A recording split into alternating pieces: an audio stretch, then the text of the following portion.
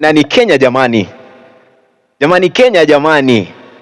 Nikiongea hivyo naongelea vijana wa Kenya.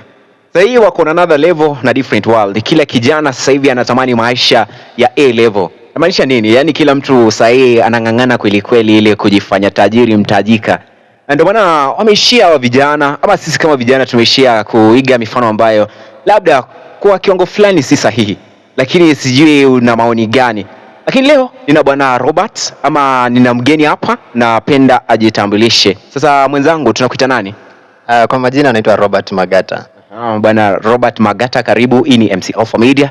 Sasa najaribu kuongelea yale mambo ambayo yanahusu vijana haswa katika tafute zao za kila siku, ili kuhakikisha kwamba maisha yao yamekuwa sahihi, maisha yamekuwa sambamba, yani wameenda A level.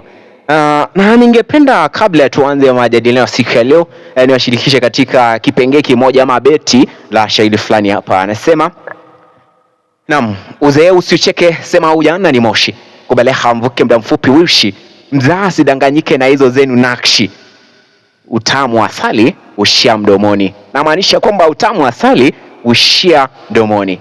Na maana gani jamani? Anyway, bwana Robert, karibu sana. Nashukuru. Naam, leo sasa